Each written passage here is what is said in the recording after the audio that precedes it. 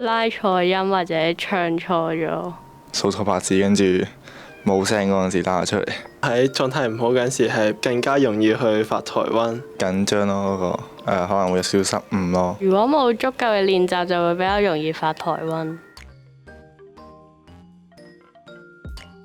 要冷靜面對。你心中咁樣諗住啲歌，無限咁樣重複，我就唔會太過緊張。如果有老師我身邊隔離陪住我，我就唔係好緊張嘅。我比賽之前就多啲練習，所以比賽嗰陣就冇咁緊張啦。哇！原來有咁多小朋友咧，對於舞台係有好大嘅恐懼啊！Warren啊，你咧真係做咁多嘅公開表演啦，全世界各地都已經去演奏過。咁你點樣去克服呢個嘅 stage fright 咧？我係覺得呢樣嘢咧，人人都唔同㗎噃。咁我自己咧就唔係好多會驚嘅時候嘅，因為可能細細個就一路演出啦。咁但係我都會有喺個台上面唔知做緊咩喺度發，突然間有一下好似發台灣，係啦，發台灣。咁我就唔係驚，但係就會突然間諗咗第二樣嘢，其實都係因為諗將來未發生嘅嘢，即係你驚彈錯啦，又或者你諗之前已經發生咗嘅嘢，即係話自己練得唔夠啦咁。咁其實咧 stage fright 係一個好正常嘅現象嚟嘅，因為其實你當一杯水，究竟佢係 half empty 定係 half full？其實嗰個叫 nerve。你興奮嘅時候心跳都加速啦，係咪？即係開心嘅嘢，你心跳加速；驚你又心跳加速。其實係同一樣嘢嚟嘅，睇下你點睇佢嘅啫。咁所以我覺得 stage fright 正常嘅。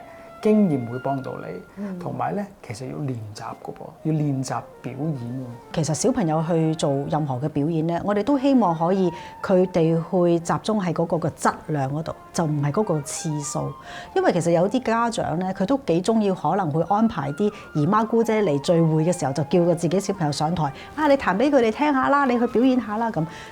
我有陣時都覺得，我以前細個都有咁，我唔知你以前細個有冇咁樣俾媽咪叫你周圍去彈下啦咁。我自己就好唔中意啦，我細個嘅時候，咁所以有個反效果喺度咯，咁亦都幫唔到呢個 stage fright，我自己覺得。如果咧嗰啲親朋戚友咧係坐定定，真係當一個音樂會咁樣嚟聽咧，呢樣嘢咧有幫助。咁啊幾好啊！其實我哋而家咧就算係職業啦，全職去做演出嘅人咧，我哋喺啲大演奏之前咧，都可能會請啲朋友嚟屋企咧坐喺度俾我哋 run through 一次。Pre-concert 冇錯，都有用嘅。但係咧，小朋友就當然咧唔中意俾阿爸阿媽食下飯，突然間喂，你去彈兩首嚟聽下啦咁樣。係啊，咁我哋今日咧請個嘉賓咧就好有呢個嘅舞台經驗，同埋我相信咧佢一定係有好多呢啲經驗可以同我哋分享，關於點樣去克服呢個 stage fright。尤其喺啲國際大賽，佢哋參加過呢個肖邦嘅鋼琴大賽嘅。係啊。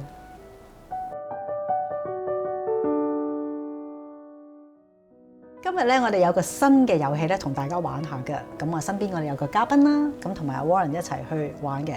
好，你哋準備好未啊 ？OK，呢度咧就有唔同嘅顏色卡。當你哋抽到其中一張卡嘅時候，睇一睇呢個顏色係可以代表你哋嘅所有關於音樂嘅嘢，例如作曲家啦、作品啦、表演啦、心情啦，咁都得嘅。好，咁啊由你開始先啦。可以俾大家睇下。抽到我最中意嘅顏色喎，係紫色喎。紫色令我即刻諗起一首嘅樂曲，係肖邦嘅幻想曲《Fantasy in F Minor》嚇，因為我覺得呢首歌佢係有啲黑暗嘅，但係黑暗之中佢總係會有一個方向帶着你向前咯，而一路你好似尋找緊有啲嘅希望咁樣，咁所以我覺得紫色呢個顏色唔係完全係好黑暗嘅。非常之好。好，Warren到你咯喎，睇下你抽到咩色？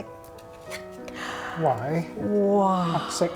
黑色又好簡單啦，我都係諗起肖邦係 Black Key 嘅 A 條啦，係咪啊？佢寫咗一首練習曲咧，成首都係黑鍵嘅。係喎。咁呢個黑鍵咧係比個白鍵係幼啲嘅。咁啊，即係難度就特別高啦。係啊，冇錯。但係佢好好聽喎，就佢唔係淨係得個懶字喎。係啊。所以喂呢個好易啊。不過我發覺，咦，我哋都中意肖邦啊。係咯。我哋好多嘢傾喎。係啊，咁不如我哋唔好嘥時間，即刻去傾下偈咯。好啊。Warren 啊，記唔記得我哋之前提過咧？我哋身邊有一個好熟嘅鋼琴家咧，佢係好勤力嘅。冇錯，係所有其他家長咧話要向佢做學習對象嘅李嘉玲小姐。Hello， 大家好。多謝晒你今日嚟我哋嘅節目啊！係啊，嘉玲啊，嗱，你好細個咧時候我已經識咗你啦，咁你真係好勤力。我仲記得嗰陣時你係成日都係第一個嘅排隊去 book 房，係啦，好犀利。我想問下咧，你個音樂路係點樣嘅咧？其實咧，最初係有朋友介紹我爸爸媽媽就送我去一個 Children's Choir 嗰度，目的係想我先接觸下音樂啦。咁但係因為呢一個唱歌嘅機緣咧，我就學咗鋼琴啦。咁學咗得2年之後，就都好好彩可以考咗入香港演藝學院啦，亦都可以跟到黃以倫教授嘅。咁你爸爸媽媽係識唔識音樂㗎？佢哋唔識㗎，不過我諗佢哋其實都係中意，咁就希望我可以有一個機會去學習。咁啊，你就完成咗呢個演藝學院啦，無論係由Junior 一路去到 Senior 啦，and then 跟住你就去咗外國度進修啦。係啦，我就去咗德國深造咗都一段幾長嘅時間啦。係，咁跟住就翻到嚟香港啦，咁啊繼續去你呢個音樂路啦。冇錯。咁其實你嘅音樂嘅你嗰個起跑線。又唔係話真係好早嘅喎，係咪啊？因為你係我7歲考入即係演藝學院啦，但係其實我講都差唔多5歲先學。我諗對於而家嘅小朋友嚟講都算遲㗎啦。考咗8級㗎啦，5歲。嚇係咯，而家係啊，咁我5歲嘅時候咧，先至係只係可以練啲 scales 最沉悶嘅嘢。哇！但係你嗰陣時7歲入演藝，但係你彈到啲乜嘢歌咧？嗰陣時其實相對唔係好難嘅樂曲。我諗喺嗰個時候，即係嗰個基礎係緊要咯。咁我都感謝即係我嘅啟蒙老師係好堅持我要做一啲真係比較悶嘅嘢啊。但係可能咧，因為我唔係好知道音樂係乜嘢，所以我又好接受。我就覺得佢叫我練，我係一定要練嘅。如果唔係就唔得啦。但係唯獨我覺得有一樣嘢係幾特別嘅，就係學琴冇幾耐啦，佢就俾一個即係整咗一個音樂會俾佢啲學生，咁就邀請所有人都要出去彈，咁啊個個都好開心嘅。我應該係嗰個例外，因為我係死都唔肯出去。點解咧？我都唔知點解，我係好恐懼啊！我係唔敢上台咯，我直情係要即係拉埋媽媽出去先得。咁但係應該係自嗰次之後。係慢慢老師啦，同埋身邊有唔同嘅人係幫助我咯。咁你又中意練琴㗎？係咪？即係你中意練琴，但係出場即係其實練琴都係為出場嗰下。就出場嗰下你又好驚喎。係啦，嗰陣時我都係唔係好明白自己點解會有一啲咁樣嘅感覺。總之我就係好怕喺個舞台上邊，好怕面對人。咁但係而家咁諗翻，應該係音樂改變咗我啦。因為嗱，你已經係去到呢個嘅國際嘅水準啦，你已經參加咗呢個肖邦鋼琴比賽，咁啊代表香港添啦。咁我真係覺得係好光明啊！即係我身邊有一個鋼琴家係可以參加咁高質素嘅一個鋼琴比賽，而你嗰一輪因為已經唔係第一輪噶嘛，係咪？你係要經過好多唔同嘅關卡，你又去克服好多嘅唔同嘅呢個嘅舞台嘅嗰個恐懼啦。Warren 啊，我都知道咧，你同阿嘉玲咧係經常都有合作嘅喎。係啊，我哋要彈雙鋼琴啦，或者係一個鋼琴4隻手咧。係啦，因為你哋有咁多嘅經驗咧，而我哋成日都話出場，大部分觀眾都可能會睇到鋼琴家喺台上面一個好光輝嘅一個表演，但係其實背後有好多嘅故仔係未必有人知嘅喎。你哋會唔會分享下？嗱，我問下啦，你哋兩個合作咁多次，最難忘嘅一次嘅表演係點樣咧？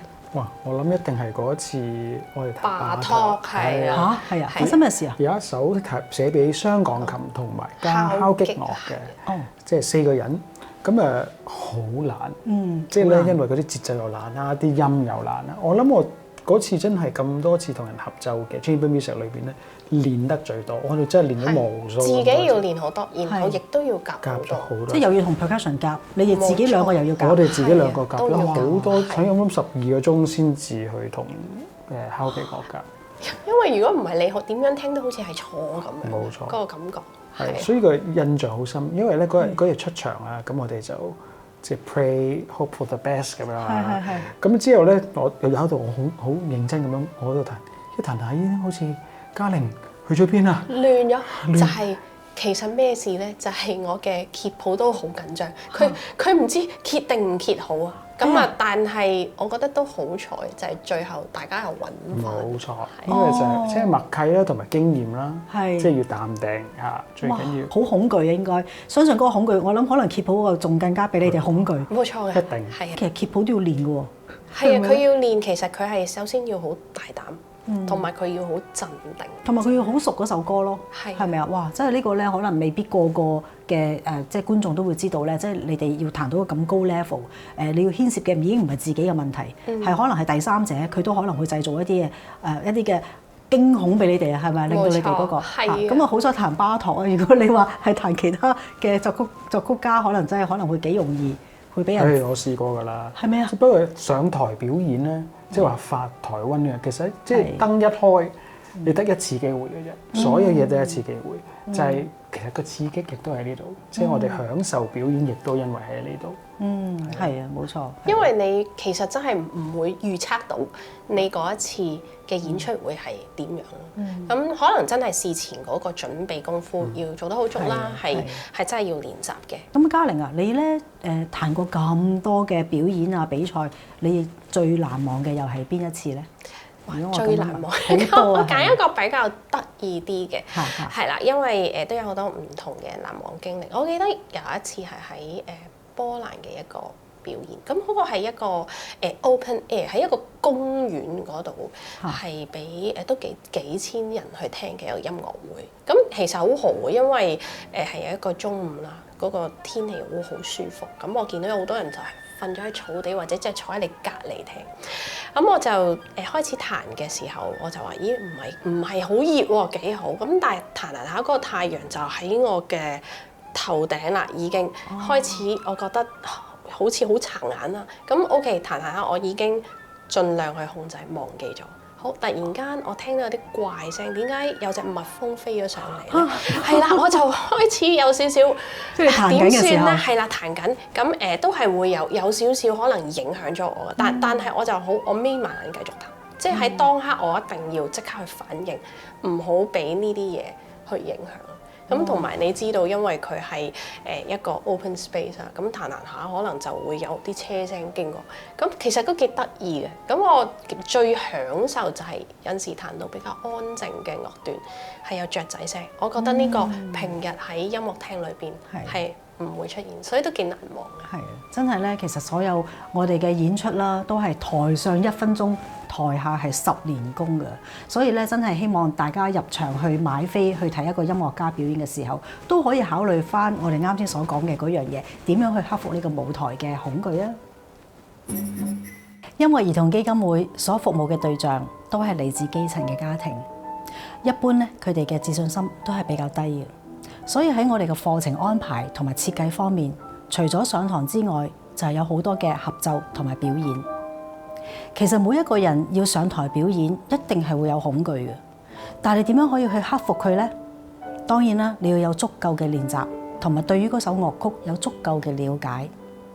最緊要嘅，你喺舞台上面嘅表演，你係要去享受佢，同埋要去欣賞其他人嘅表演。音樂兒童基金會一路服務基層嘅家庭。好希望你可以繼續支持我哋。如果你係想捐款俾我哋嘅話，可以嚟到我哋呢一個嘅 QR Code。如果你鍾意我哋今集嘅內容，希望你可以喺下面條 link 嗰度留言分享。